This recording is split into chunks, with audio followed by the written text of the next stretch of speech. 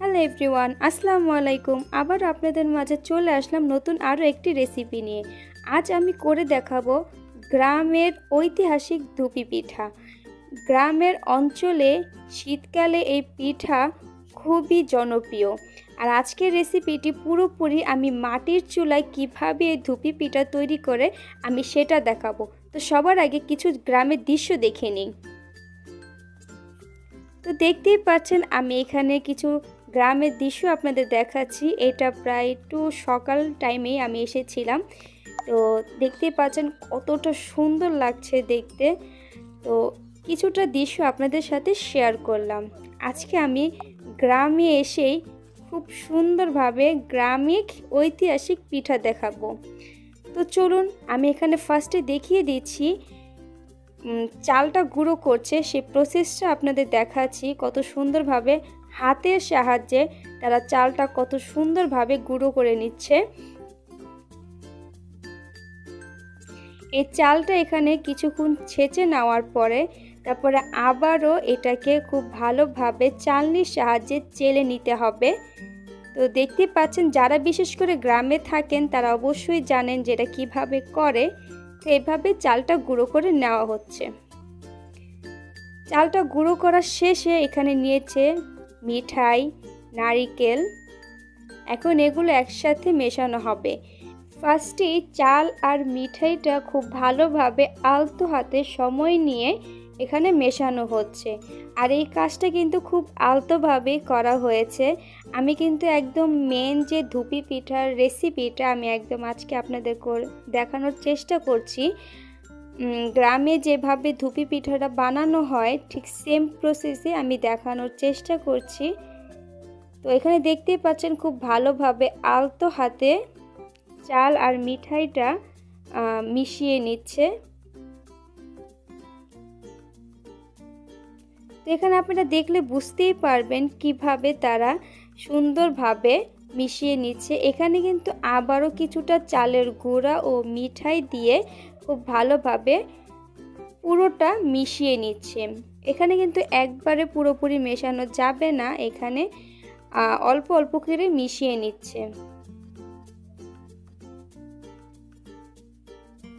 তো অবশ্যই ক্যামেরার ব্যাকগ্রাউন্ডটা বা ক্যামেরার ইটা কিন্তু একদম অতটাও ভালো নয়, যেহেতু গ্রামে আছি, এরকম লাইটিং বা কিছু ছিল না, খোলা আকাশে আর বিকেলে এটা করা, তাই এরকম হয়তো একটু আসতে পারে। তো পরবর্তীতে নারকেলটা দিয়ে আবারও ভালোভাবে সব ইনগ্রেডিয়েন্টসগুলো মিশিয়ে নিল। তো দেখতেই পাচ্ছেন সবশেষে নারকেলটা দিয়ে খুব সুন্দরভাবে মিক্সড করে নিল। আর হ্যাঁ, মিষ্টিটা অবশ্যই যার যার পছন্দ অনুযায়ী নেবেন, কেউ কম বেশি করে নিতেই পারেন। তাও এখন মেন প্রসেসে আসা যাক। এখন একটা হাঁড়ির মধ্যে এখানে কিছু পর্যাপ্ত পরিমাণে পানি দিয়ে পর তার উপরে কিন্তু একটা মাটির ঝাঁঝর বলে এটাকে, সেটা দিয়ে একটা পরিষ্কার একটা পাতলা একটা ওড়না বিছিয়ে দিয়ে তার মধ্যে সমস্ত যে ইনগ্রেডিয়েন্টসগুলো মেশানো ছিল সেটা পুরোটা এটার মধ্যে দিয়ে দেবে। তো আপনারা দেখে বুঝতে পারছেন আমি অ্যাকচুয়ালি সব কিছু জানি না, যেহেতু আমি গ্রামে ওরকম যাওয়া হয় না, তাই আমার কিছু ভুল ত্রুটি হলে অবশ্যই ক্ষমা দৃষ্টিতে দেখবেন। তো এই তো পুরোপুরি ইনগ্রেডিয়েন্টসগুলো সব দিয়ে দিল। তারপরে একটা খড়ি বলে এটাকে, খড়ির সাহায্যে কিছুটা ছিদ্র করে দিচ্ছে যাতে খুব তাড়াতাড়ি এটা হয়ে যায় বা সেদ্ধ হয়ে যায় খুব ভালোভাবে। তো দেখতেই পাচ্ছেন খড়ি দিয়ে খুব সুন্দরভাবে মাঝখানটায় কিছুটা ছেদ্দ করে দিচ্ছে যাতে করে খুব ভালোভাবে পিঠাটা হয়ে যায়।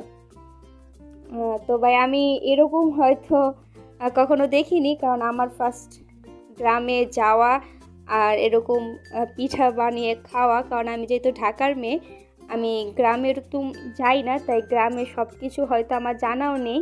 যারা জানেন অবশ্যই তারা কমেন্ট বক্সে জানাবেন কোনো ভুল হলে। দেখতেই পাচ্ছেন একটা ওড়নার সাহায্যে খুব ভালোভাবে এটা আলতোভাবে ঢেকে দিয়েছে।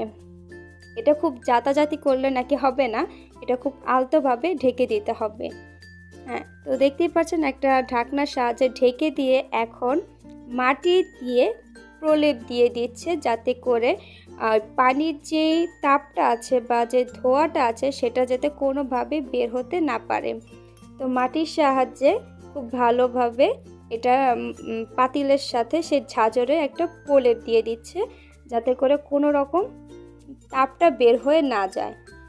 তো অবশ্যই আমি আবারও বলছি, যদি কোনো ভুল হয়ে থাকে আপনারা ক্ষমার দৃষ্টিতে দেখবেন।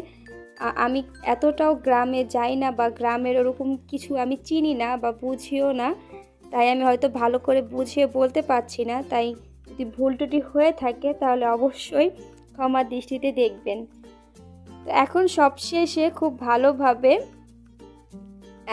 তাপ দিয়ে দেবে, মানে চুলাটা ধরিয়ে নেবে, মাটির চুলা। তো যখন এই মাটির চুলাটা ধরায় আর আমি যখন সামনে ক্যামেরা নিয়ে বসেছিলাম, সত্যি বলছি এত পরিমাণে চোখ জ্বালা করছিল, কারণ আমি তো কখনো হয়তো এই মাটির চুলায় এভাবে রান্না করে বা এটা কিভাবে ধরায় সেটাও আমি জানি না। আমি বসে বসে শিখছিলাম, তবে অনেক ভালো লেগেছিল। আর এই মাটির চুলার রান্না খুবই অসাধারণ, সত্যি তার কোনো তুলনা হয় না। তো এই তো সুন্দরভাবে চুলাটা ধরিয়ে দিল। আর এখন এটা প্রায় 5 থেকে 10 মিনিটের মতন অনেকটাই তাপে রাখবে, মানে চুলার তাপটা অনেকটাই হাই থাকবে। যখন এই পানিটা বলক উঠে আসবে তখন একদম লোতে করে রেখে দেবে, লোতে করে পুরোপুরি রেখে দেবে। তো দেখতেই পাচ্ছেন চুলার আঁচটা কিন্তু এখন পুরোপুরি হাইতে আছে। তো ফার্স্ট পর্যায়ে পুরোপুরি হাইতেই থাকে, তারপরে এটা লোতে নামিয়ে দেয়, প্রায় 1 ঘন্টার মতন লোতে করে রেখে দেয়। তো দেখতেই পাচ্ছেন পুরোপুরি অন্ধকার হয়ে গিয়েছিল। এখানে আমি 1 ঘন্টা পর ফিরে এসেছি। ফিরে এসে এখন খুব আলতোভাবে কাপড়টা সরিয়ে দিয়ে দেখবে যে পিঠাটা পুরোপুরি হয়েছে কিনা। তো এখন খুব ভালোভাবে দেখলে বুঝতেই পাচ্ছেন যেটা কাপড়টা আস্তে আস্তে উঠাচ্ছে, কারণ এটা অনেকটা তাপ ছিল, এটা ধরাটা একটু রিস্কি। তাই এটা আস্তে আস্তে কাপড়টা সরিয়ে পিঠার এক সাইড থেকে তুলে নিয়ে দেখা হবে যে পিঠাটা পুরোপুরিভাবে হয়েছে কিনা। তারপরে প্রায় এই পিঠাটাকে একদম তাপে, কয়লার যে তাপটা আছে সেই তাপে আরও 10 মিনিট এভাবে রেখে দিতে হবে, তাহলে পুরোপুরিভাবে তৈরি হয়ে যাবে। তো এই তো আমাদের ধুপি পিঠা পুরোপুরি রেডি হয়ে গিয়েছে। তবে হ্যাঁ, আজকের এই ধুপি পিঠার রেসিপিটা আমার কাছে খুবই ভালো লেগেছে। তার কারণ হলো এই মাটির চুলা এই প্রথম আমি ধুপি পিঠা ট্রাই করেছি।